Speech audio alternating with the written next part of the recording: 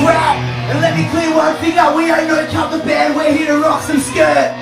This is So today I was speaking with local Bunbury band Crash Rat, and I was speaking with the lead singer O.D. How you going? Yeah, so welcome and thank you for taking the time, to do this today. No worries. Just to speak to me and stuff. So just tell us a little bit about Crash Rat Well, sort of like a punky glam rock band, I suppose. A bit of attitude. We drink a shitload of beer. Play some music. Sometimes this is the main venue that we play at, the Prince of Wales. It's pretty hallowed ground, really, like all the bands that play here and stuff like that. So, we just finished touring WA off the back of our Rebel Youth album, and we got a show on Wednesday as well. So here with Chainsaw Hookers on their farewell tour. So yeah. Oh nice. So how long have you guys been a band? And I think we worked out the other day it's about 3 years, but for what we've been doing in the last 3 years, it feels like about 10 years. Yeah. Pretty wrecked. So we just need a break. Yeah, and it's all you guys, how did you all meet and form Crash Rat? It's me and the drummer originally, Taz. He just sort of said he could play drums, and he played drums in high school, and I was like, yeah, no worries, I can sort of play the guitar. And originally I wasn't going to sing, so we used to just jam, and then he said he knew some other guys, and we all sort of just met, and for a couple of weeks we just sort of messed around and jammed a bit, and then all of a sudden I was just like, yeah, we're a band now, and we all swapped instruments. At one point the bass player was the drummer, and eventually we all just merged together and figured out what we were going to do. So yeah, there was 5 of us. We actually found our other guitarist Stevie in this pub. He was dressed as like a 1980s tennis player for some dress-up thing, and we just dressed like this always. So he was like, "Oh, what are you guys, a band?" We're like, "Oh, not yet. We haven't got any members, but yeah, I guess we're a band." And he's like, "Oh, can I join?" We're like, "You can play bass." And then he came along and he bought a guitar, so I guess he started playing guitar instead. So yeah, and then I got kicked onto bass, and then I couldn't play bass, I didn't want to play bass, so I started singing, and then it just sort of formed around that. Yeah, so just mixing around pretty and much. Finding what sounded. It was a shitload of fucking around for 3 months, and then my dumb ass decides I'm just going to book a gig, so I got onto this local thing they got going on here called Fungalore. I was like, yeah, we're a kick-ass glam rock band, we'll fucking blow the walls off this joint. We didn't have a song under our belts, but so then that kicked our asses to get ready and start actually writing some songs and stuff. Yeah, it gives you some motivation. Yeah, so we did that for about 4 months in this. We used to have a little studio shed thing in an industrial area, and we were in there 5 nights a week just jamming and writing songs, and then we played Fungalore, and it pretty much hasn't stopped since then. So that's right, just to keep it going. Yeah, we've only had one lineup change in that whole time as well. Our bass player, he just couldn't commit anymore. He's a really cool dude of ours, really good friend, sorry. And he just couldn't commit to the touring and stuff like that. So we replaced him with another guy, and he still comes down and does sound for us every now and then and stuff. So. Oh, that's right. So you're still left on kind of good. Oh yeah, he's still like one of our best mates, and he comes down and gets drunk with us fairly often and stuff like that. So that's right. Yeah, he's a cool dude. Yeah, and so when it comes to writing, do you all contribute, or is it many people? Yeah, everyone throws in a bit. Lyrically, it's mostly me, and guitars is sort of split between myself, not so much myself, I write a few little licks and stuff like that, but Doyle, and Stevie, the 2 other guitarists, they sort of write most of the guitars and that, but Luke, our bass player now, he could play bass underwater, he just plays to anything. He's really, he can just follow anything, and then he puts his own little twist on it, so yeah. Oh, that's right, that's good that you guys work as a group. And there's no sort of outspoken member. Oh, maybe that's in my opinion. They're probably all at home right now talking shit on me. So, but that's how it works. We sort of all write together. Yeah, so. And then musical influences as a band and individually, is it different or is it kind of the same? We got dudes that listen to Wu-Tang Clan. I'm Motley Crue, Hanoi Rocks, and Faster Pussycat, and Taz is mad on AC/DC. Then you got Stevie, who's into what do you call that band that everyone loves at the moment? You just went and seen them. What are they called? I don't even know. Screamo, stuff like that. Yeah, he's right into that heavier stuff as well. So. Oh, so it's all kind of mixed. It's all and then you'll hear that in our music as well. There's a lot of licks like that, and then there's punk chords, and so it's all mixed up. And, that's right. Just to keep it we're like a very loud Hawaiian shirt. Just you don't know where it's going. So it's just, people just sort of stand there with their mouths open most of the time. The band's metaphor. Yeah. So, and so your style is obviously mixed from the different music you listen to. Yeah. In the way we dress and the way we sound is very different, but at the same time it fits perfectly. You know. Yeah, so it's strange, but it works. Yeah. I mean, that's my whole life. I'm strange, but somehow it works. So yeah. And so your tour, you just came off. Yeah. So what was that about? That was to promote Rebel Youth, our EP that we just launched. Yeah. And we just went up through the wheat belt, up to Kalgoorlie, and then back down, and spending a lot of time with 5 dudes crammed into usually one hotel room and a Commodore was just a great experience. It was excellent. Like the shit that goes on. Like I know what they say, like what goes on tour stays on tour, but like I just want to talk about it all the time, and like you mention it to the boys all the time. Like, well, when Stevie did this, or Taz basically covered me in McDonald's from head to toe while I was passed out on a couch. Like so that's just shit like that. It's fun. So. Yeah, but how was the experience? Being on tour and playing for all these people and seeing all these people come out to the show. It's really cool, eh? Like, especially like it's kind of humbling. Like, you go up to places like Kalgoorlie or Collie, and people already know who you are, and they've got your shirts already and stuff like that. It's pretty cool, like. And then obviously people who don't know you, they see these whack jobs walk in with big hair and cowboy boots, and they're like, oh, who are these guys? And then they stick around, and at the end of it, they're like, yeah, that was awesome. You get the old high five at the end and stuff. It's pretty cool. Plus, like, getting the album out there is what it's about, So stuff, yeah. So like with your stage presence, how do you kind of connect with? Do you prefer more intimate shows and? Oh yeah, stuff absolutely. Like this joint here, when this joint's packed, it's so like the people are right here, Like sometimes on the stage as well if they feel like it. I'd do much prefer an intimate show, like just a packed show or with. Yeah, like when you're hand in hand with the people, like most of the time I'm off the stage in the crowd anyway and dancing around. It's way better than, I've played shows where the stage is really separated and there's like a gap, and I don't like that at all. I don't think that's what it's about. Yeah. Giving you more of an opportunity to connect with them and stuff. Yeah, I find some venues, they treat their venue as if it's a stadium, and they try and separate the crowd and the people, and I'm not about that. I think it sort of ruins it, and it makes me not perform as well because I'm sort of bored with it, Yeah, because you just can't do anything. Most of the time you're playing on something this big, there's 5 of us, and I've got this much room, so normally I just do come down here so I can move, Yeah. And so your fan base, how do you see them? And it's how do you see them at the shows and stuff? Do you talk to them? Yeah, talk to a lot of people because I suppose through Facebook as well, you make a lot of fans that you don't know you have, and then they come to your shows and they want to catch up, and it's all different people, like a lot of punk kids, and then there's the old school glam rockers, it's sort of like our music is a mixed bunch of people, like 40-year-old women that dig Vince Neil, stuff like that, So it's it's they're definitely a different bunch of people, But it's good to have a mixed age group. Oh, it's so cool like that. Like there's photos on my Facebook if you go and have a look of this little kid that came in here, and he was so fixated with Taz on the drums, and he knew all our stuff, and so we gave him a shirt and that, and it was just like, wow, this kid's 9 years old and he's listening to our music, It was pretty cool, yeah. So just to have a mix of people. Yeah, absolutely. Fan base a lot bigger than what you were expecting. Yeah, it's crazy.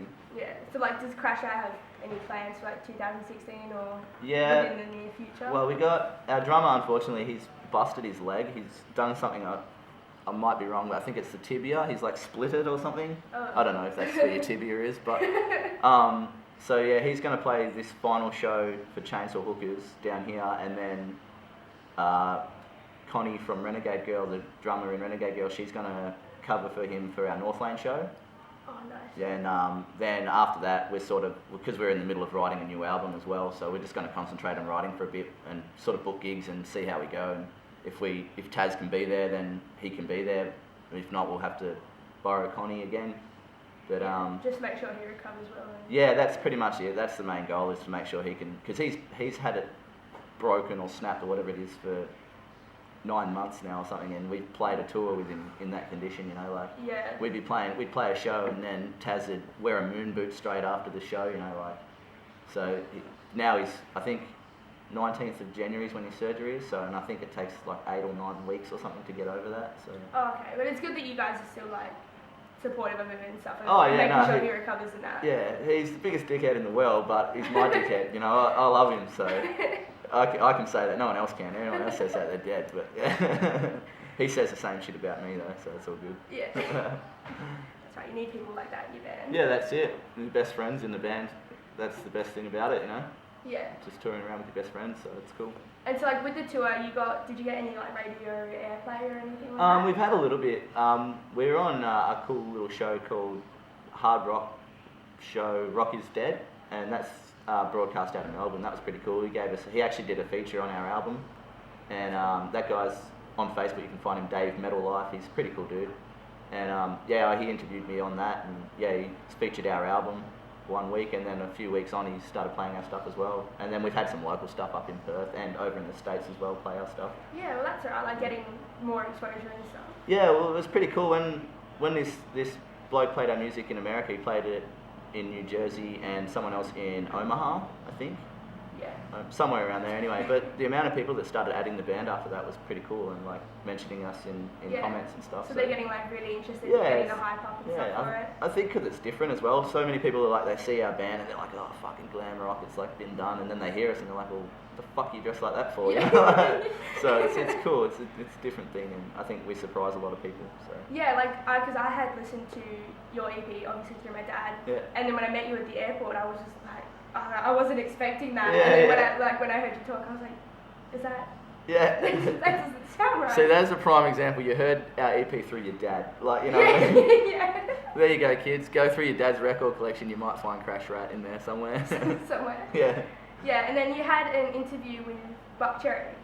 Yeah, that's right. That guy I was telling you about, we were on that, and Buck Cherry on that same night. So yeah. So you guys were having a bit of a chat. Yeah, not so much that, but like it was just cool to be a part of that. Like it was. Yeah. I see they're touring again soon. Yeah, and was like such a band like Buck Cherry. Yeah, we might even try and sneak onto it. If you're listening, Josh Todd, get us on your show, mate. Come on. So when did you like start playing guitar and singing and just getting interested in all this?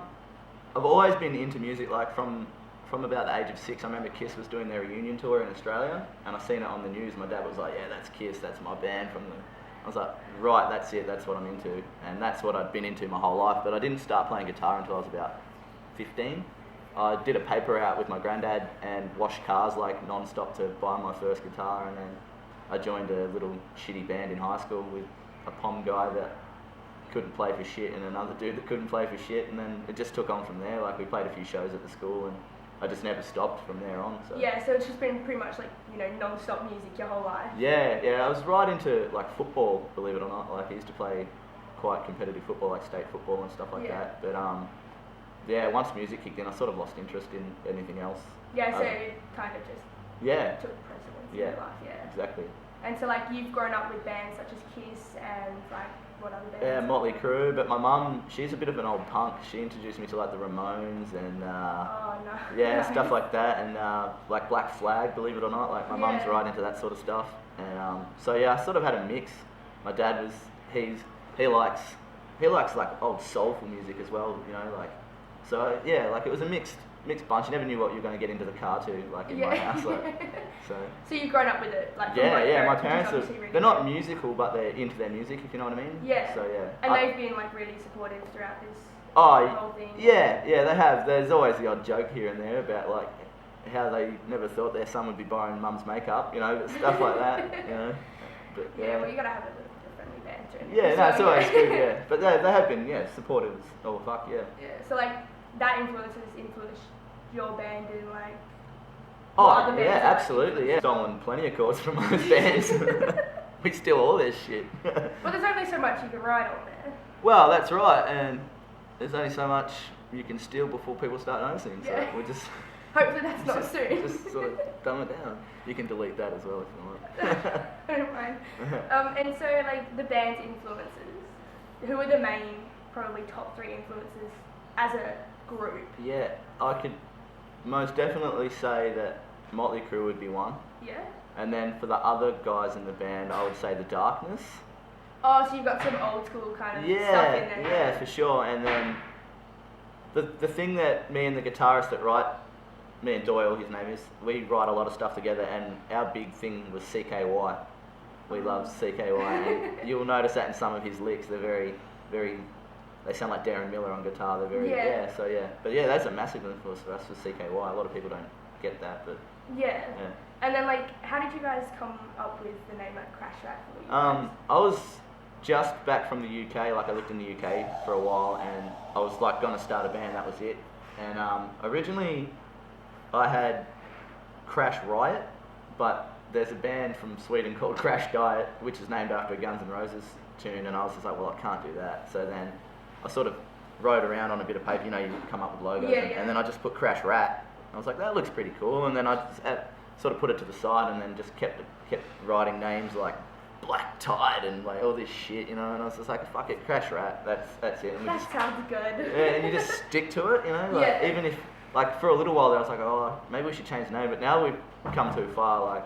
Yeah, to change it, because so many people like know you already. And I didn't want to get like too glammy with it, like lace and whiskey or like tainted gun or, you know, like shit like that. So I just sort of kept it like that, and it turns out that it's a tomahawk, like an axe that American Indians used to use. So that's pretty cool as well, I guess. But we don't ever associate ourselves with the axe. But yeah. Yeah, so like when did you guys release your EP? This one? Yeah. I think it was in July, but don't quote me on that. We released it in, our album launch was here, and it was fucking packed. It was sick. It like had Black Witch play, Chainsaw Hookers played, and yeah, that sort of kicked off the tour. I'm pretty sure it was July, and then we just played a few string of shows then, and then we went on tour. But yeah, July, and it was released on like iTunes and all that shortly after that. So yeah. Yeah, and just going back to the tour, did you play with bands like? Was it the same bands or was it different lineups? Oh, we actually, that was what was cool about it. We played with different bands. Like normally we sort of got this sort of group of about 10 bands that we play together, and it's sick. Like it's such a good little community. Like we play with Renegade Girl, who are sick, Black Witch, who are rad, like, and they're all from down here as well. Like, but this tour we sort of played with a few different bands. Like we played with this band, Murder Birds, and they've got like a Jerry Lee Lewis punk sort of. Yeah, they're pretty cool. Look them up, Murder Birds. They're sick. And another band. What are they called?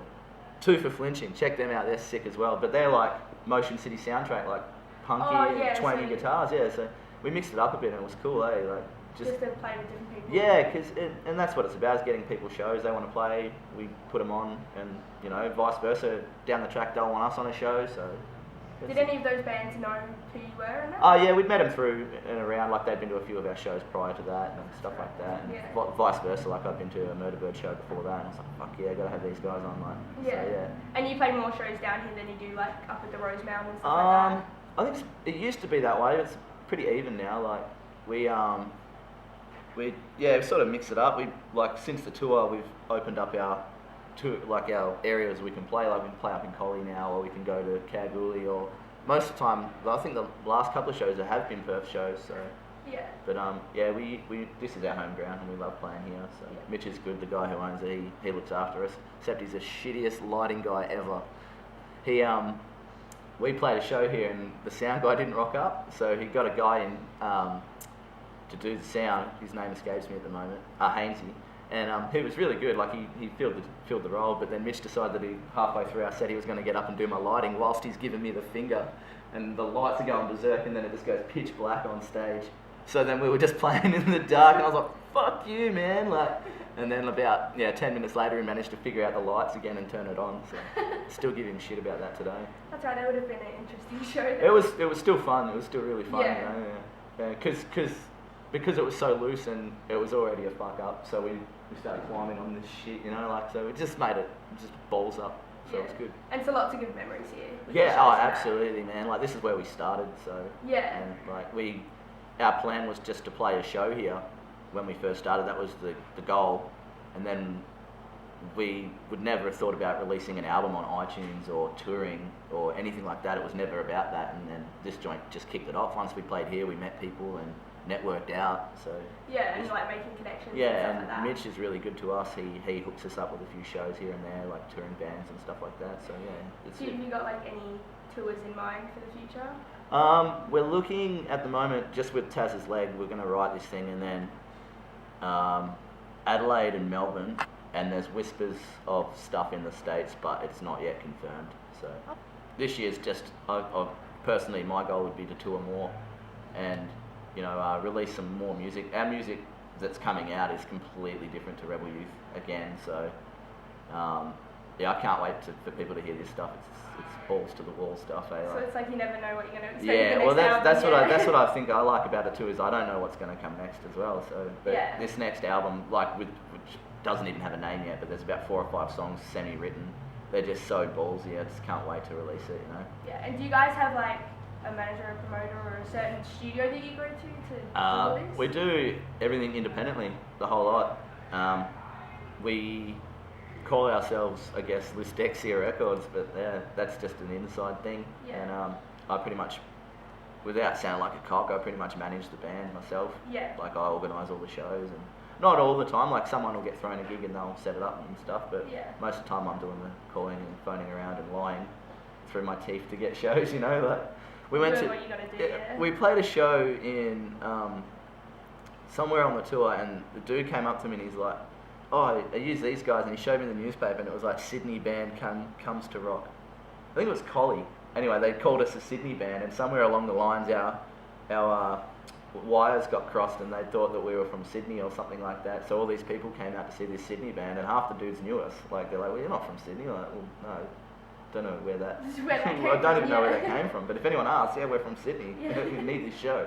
Yeah, but it's like doing what you have to do to get there, and well, yeah, like you don't necessarily like. Full on lie. You embellish the truth. Yeah, a little, you know what I mean? But it does help that you can say, "Oh, we're on YouTube. Go have a look," and we're on iTunes. You can see that. That does help. But anything to get a show, I suppose. And so you guys use a lot of social media to promote your albums absolutely, and stuff like that. Yeah. We're constantly jamming that down people's throats to the fact that I think people like delete us off their Facebook because they're just sick of seeing it. So, but you got to do that. You got to. Yeah, you got to get your music out there. You got to do something about it. Yeah. So how do you guys keep? I don't know, like keep a balance. So you play shows, but what do you do to like help keep the band afloat? Like, do you have outside jobs and stuff? Oh yeah, we have to. Yeah, we're nowhere near not working yet. Like I work with your dad up north. That. Like I'm a fitter in FIFO worker sort of, and a lot of the boys actually work around that industry. Like all of us sort of heavy industry stuff, but they're all local guys.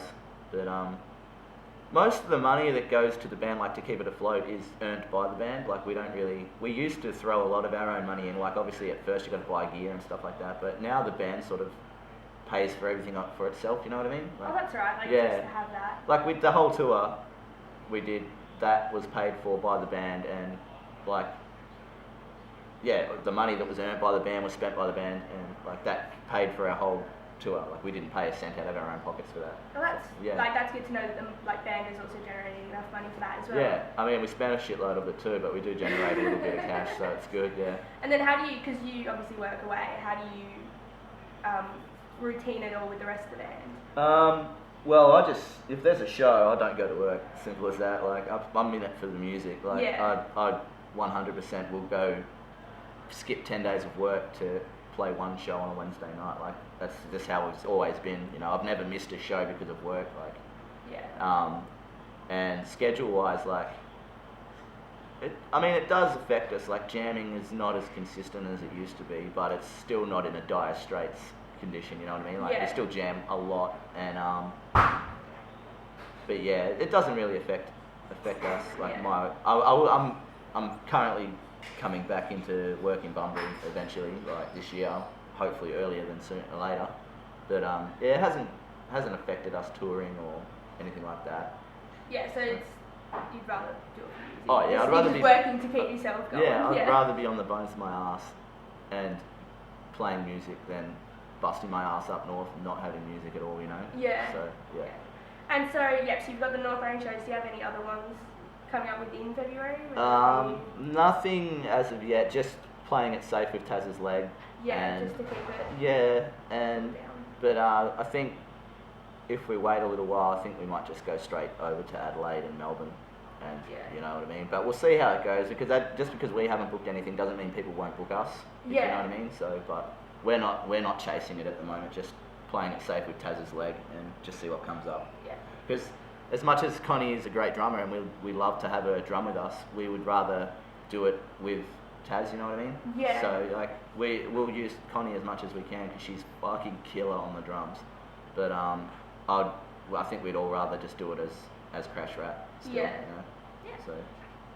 Well, cool. Thank you for letting me speak to you again. Yeah, no worries. Thanks for having me. It's been That's really lots of cool. fun. Yeah. That's I'm it. You got doing it below. Has she even done her research or what? Huh? Check out that link in the description below. There we go. Yeah. Alright. Cool. What's your show called? I don't know. I don't have a name for it yet. I'm O.D Winters, and you've been watching I Don't Know. Thanks a lot. Catch you out there. All the kids are lonely in Benson Town. Nobody is showing them the new wave sound. All the cool kids. I will link the description for their EP in the description below. Just realised I said that wrong. That's alright. Anyway.